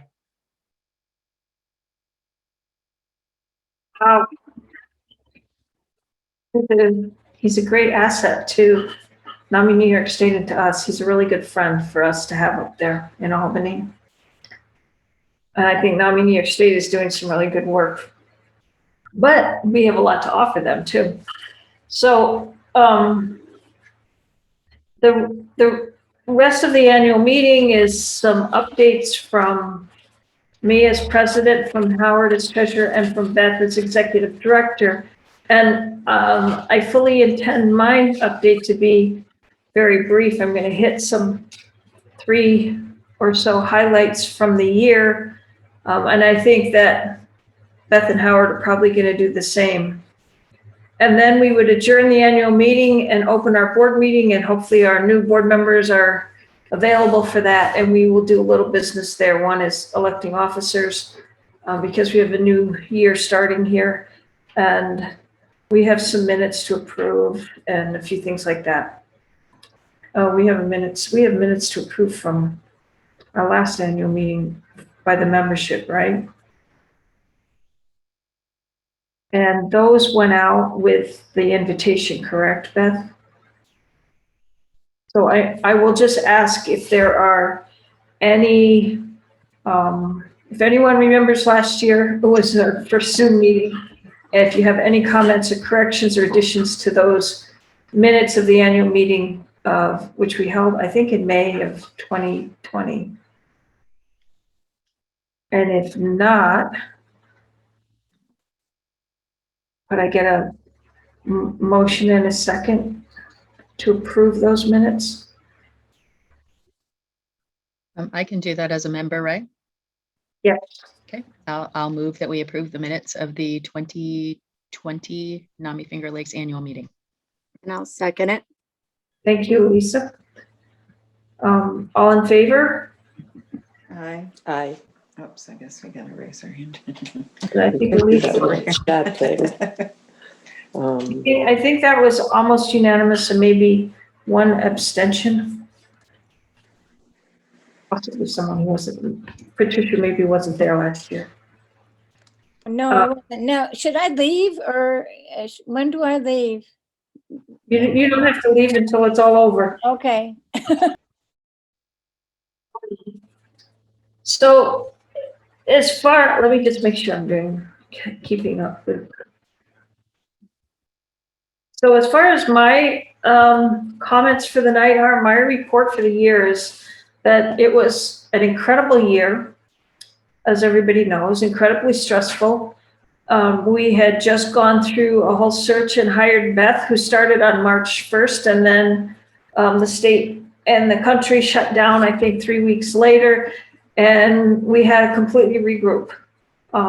So, as everybody else did. And so we are very lucky to have Beth, because she came in with a lot of energy and a lot of knowledge and a lot of ideas. She was able to figure out how to keep us going electronically, support group, board meetings, family to family, you name it. So we didn't just muddle through the year. I think that we came out of the year a lot stronger than we started. And Beth is our first ever paid staff person. So that also was a big transition for finances and so on. And it has allowed us, as people have mentioned tonight, to start making that really hard transition from being a working board where we do everything to being a governing board. And we're still in the midst of that. But the Beth's arrival was a big change and a big asset. We had Park Foundation funding, which is about over to pay for her for half-time. We got another small NAMI New York State small affiliate grant, they're called, larger than usual. And that's giving her a few more hours until June. And then we have a Park Foundation proposal in review. I again asked for 2 years and a little more money and all of that.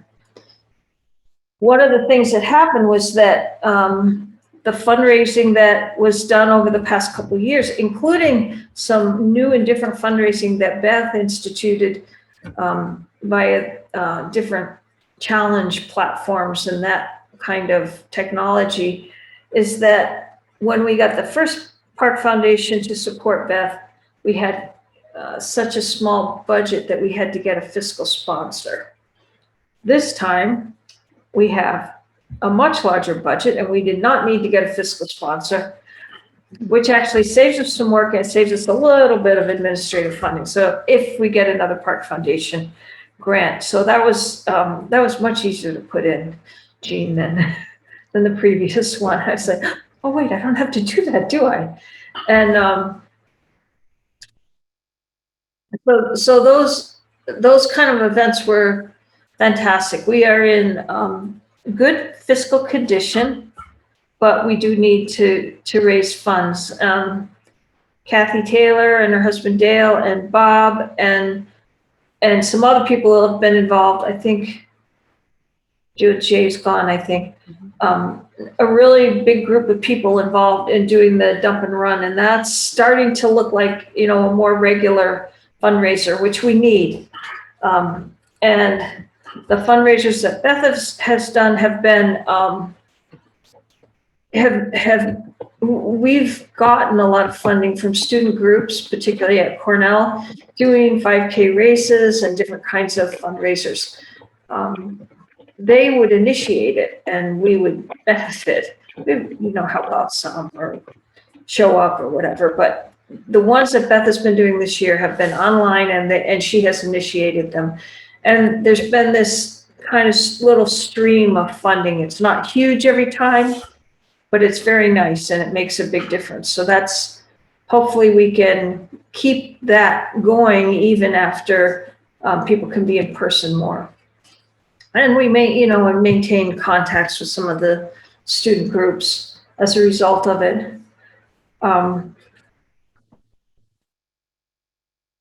I guess the other big point I wanted to make, more of a point, was we're moving towards a governing board and the learning curve.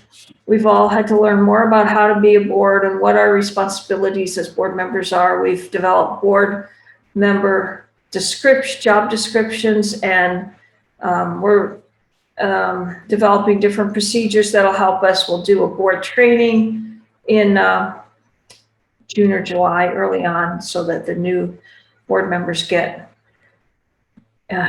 some of our wisdom or maybe what not to do. And I really want to point to Chris as helping with that a lot. She's really gone to different resources for us and helped us a lot with that. And so have other people. So that's an ongoing process, but I think we've come a long, long way. Howard has made it possible really for us to be fairly professional about our finances, and that feels really good. With the payroll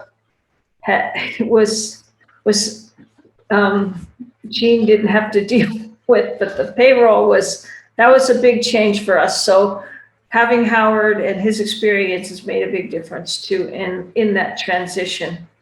And every single person on this board has contributed a lot, and I really appreciate it. And Joni, we're going to miss you.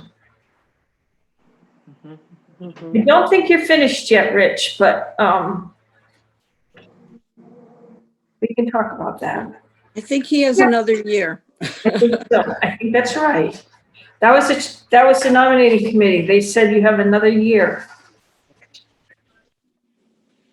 I have to look All it up. right, so, we'll have to look into that. We have to look it up.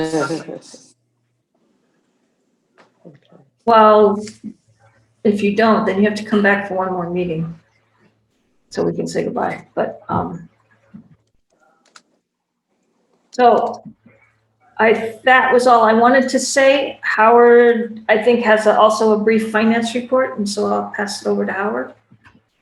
Yes, so very briefly, the fiscal year for NAMI Finger Lakes is January 1 to December 31st. So what we report on at the annual meeting is the fiscal year that ended last December 31st, and it was we ended the year in a very sound financial position, really thanks to the generosity of previous board members and community members, and to the stewardship of the organization's finances, which has been led by Jean and Deb and others.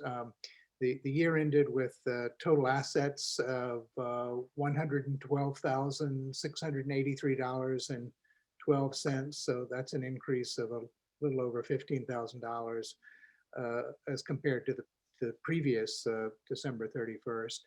And for the year, for 2020, total income was $58,222.96, and total expenses were $41,676.45. The total expenses were somewhat less than anticipated because the budget had been written assuming that the executive director would be hired as of January 1st, but because Beth was did not start in her role until March 1st, there were some savings there. As Deb indicated, the big issue going forward is that we have been supported to a significant degree by the Park Foundation grant, and we are awaiting word as to whether or not we're going to receive a continuation grant. So that's the big question at this point. But overall, the financial picture continues to be extremely sound. That's my report. I'll answer any questions that anyone might have.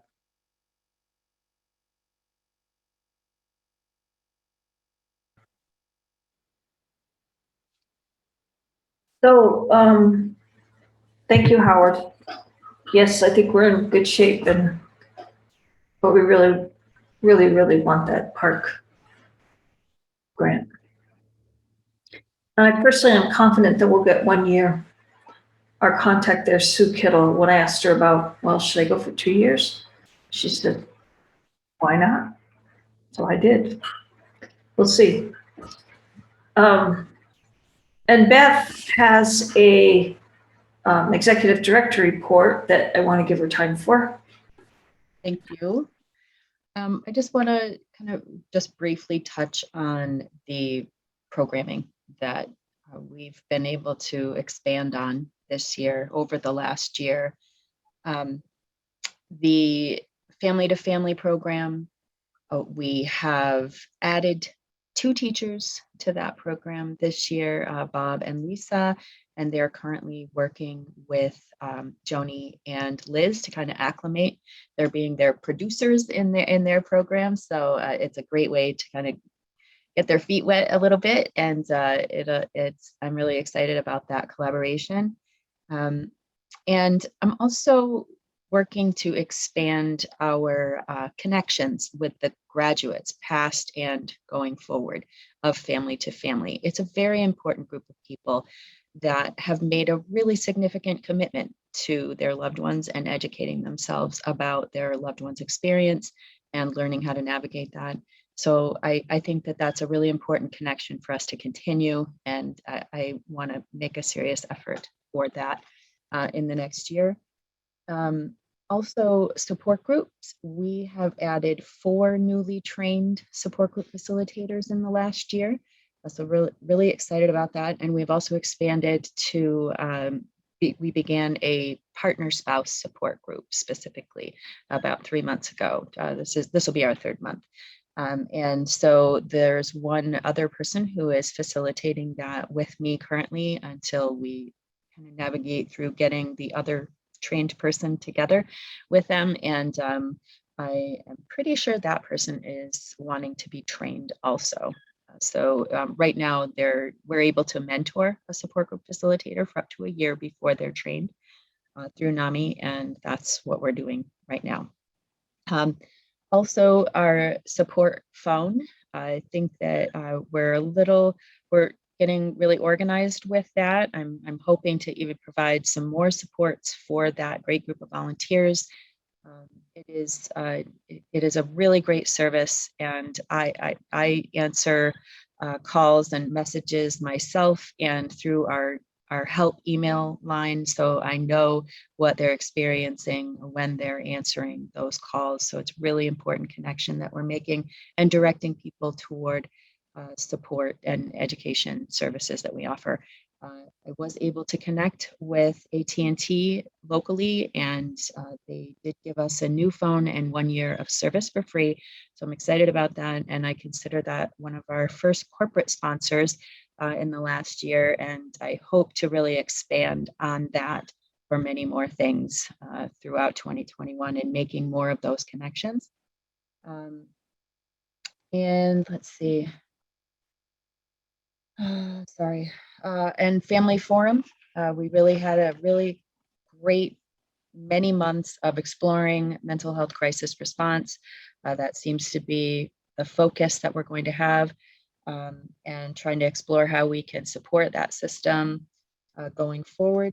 And it's a clear need in our community, especially now with some of the changes that have taken place or will be taking place this year. And NAMI Homefront, I hope that we'll be able to do that program within or before the end of this year. A lot of other things have kind of been going on in the first half of the year, and I'd hoped that Darren and I could do that in the spring, but I don't think that we're going to be able to fit it in. And one thing I want to mention here is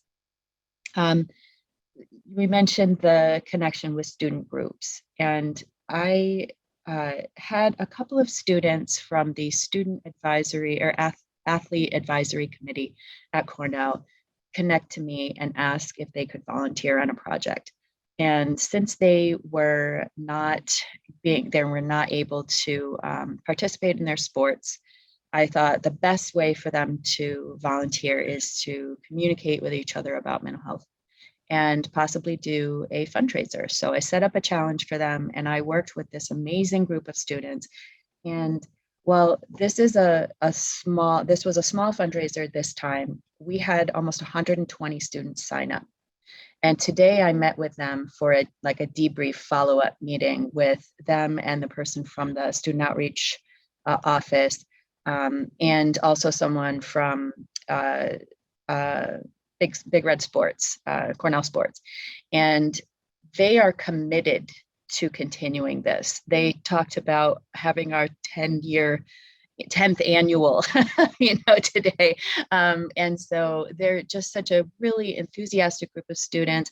They showed me their Instagram stories today on the screen, and I just was so amazed at how much they spread this positive message of talking about their mental health all through the first week of Mental Health Awareness Month. And they did raise funds. They raised over, almost $2,000. And then also NAMI members joined that challenge and raised about $1,000 too. So that's a great little fundraiser to do in 1 week. So that was pretty exciting. But they just had some great innovative ideas today about how we're going to make this bigger and better next year, bringing in more of the Cornell community, student community, and not just athletes. So I was really very excited about that. And I just can't speak highly enough of that connection. One thing that I just really promote with them is that it does not matter, they're here, they can connect with NAMI locally, but there are 600 or more affiliates of NAMI. There's 22 affiliates in New York State, and all they have to do is remember 4 letters and how to Google. And no matter where they land after they leave here, NAMI is there for them. So my goal is just to connect them for life with NAMI if they should need, and just remember that we're there for them. So that's just one exciting development. And all of these little things we still have time. We're going to build on them. We're going to grow them and grow the influence of NAMI in the community. So that's what I have, and I'm really excited. I'm excited about going forward with all of this. Thank you, Beth. Been a very exciting year. And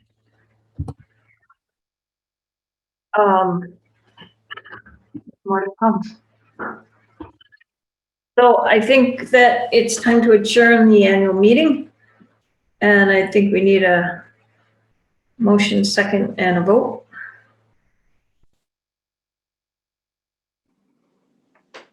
I make a motion to adjourn the annual meeting. Thanks, Kathy. And Patricia, I think, is seconding it.